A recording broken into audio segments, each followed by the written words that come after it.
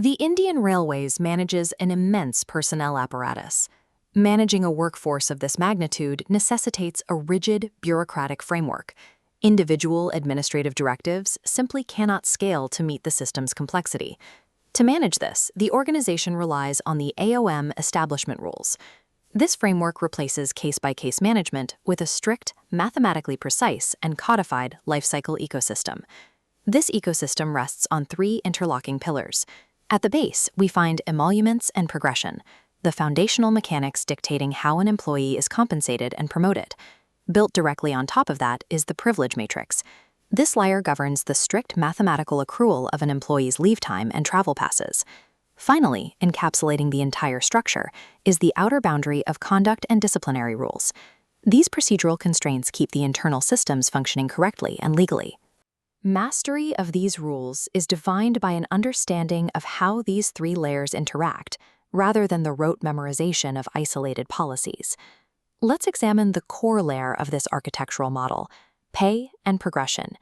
This establishes the financial and structural foundation of a railway employee's career. The official text establishes strict categorizations of compensation.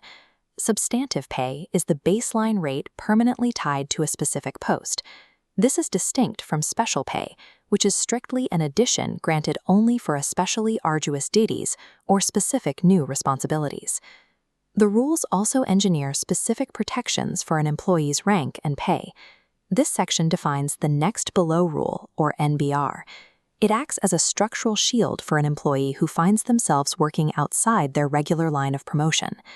Reading the text directly above it, the stepping up clause shows how this protection materializes.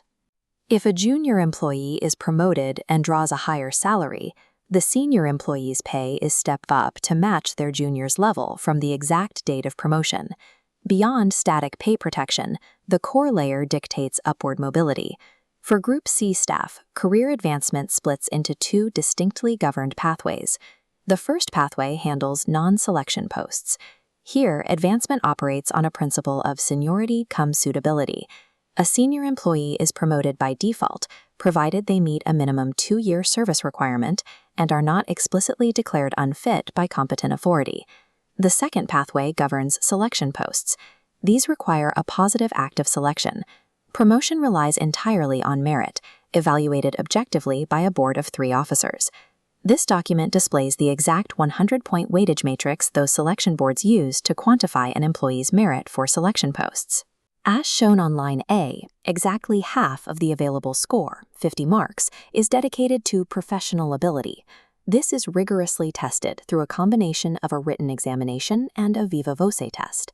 The remaining 50 marks are divided across personality, record of service, and seniority.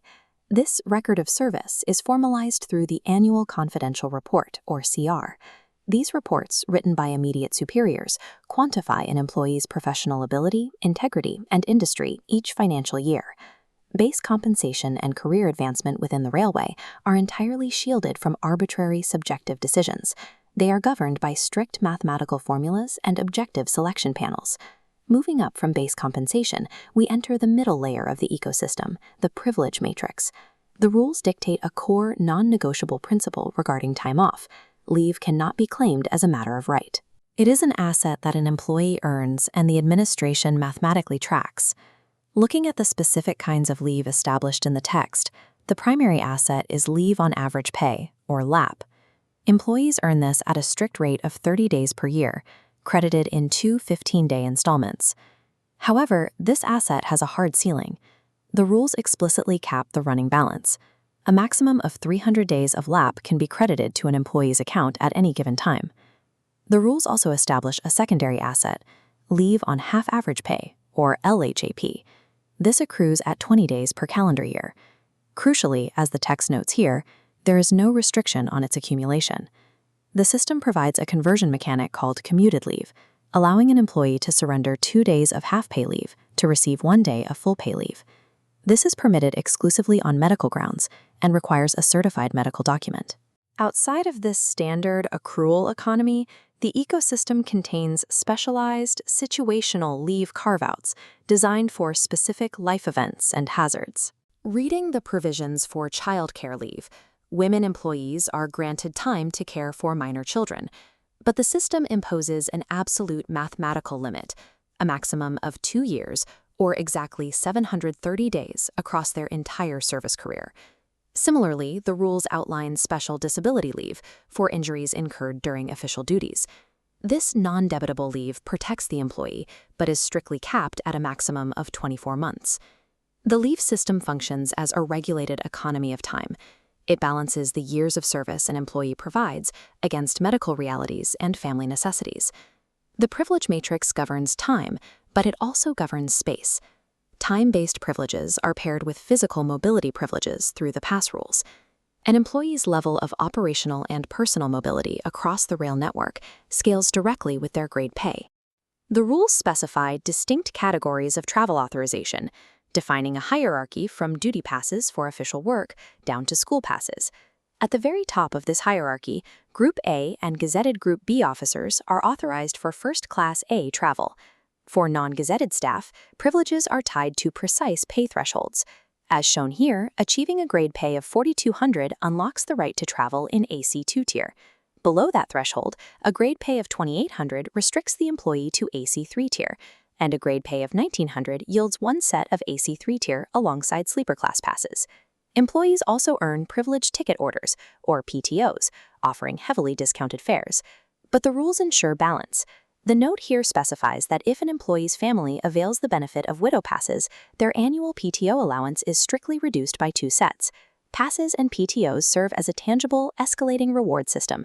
They physically manifest an employee's seniority and grade pay out on the rail network. Surrounding pay, promotion, and privileges is the final, outermost layer of the ecosystem, the disciplinary boundaries that contain the entire structure. The Railway Service Conduct Rules of 1966 mandate intense financial transparency. This is designed to preemptively stop corruption before it takes root. The text explicitly defines what must be reported. Paragraph 8 details that if any transaction involving movable property exceeds 20,000 rupees for Group A or B staff, or 15,000 for Group C or D, it must be reported within a 1-month window. When these conduct rules are breached, a specific enforcement mechanism activates, the Discipline and Appeal Rules of 1968. The DAR is anchored immediately to the Constitution of India. Article 311 protects all civil servants from arbitrary dismissal by subordinate authorities. This constitutional protection requires the principles of natural justice. No severe penalty can be applied without a formal inquiry, and the charged employee must be given a reasonable, impartial opportunity to be heard in their own defense. This brings us to the most common administrative misconception within the disciplinary framework: the nature of suspension. The rules are clear. Suspension is not a penalty.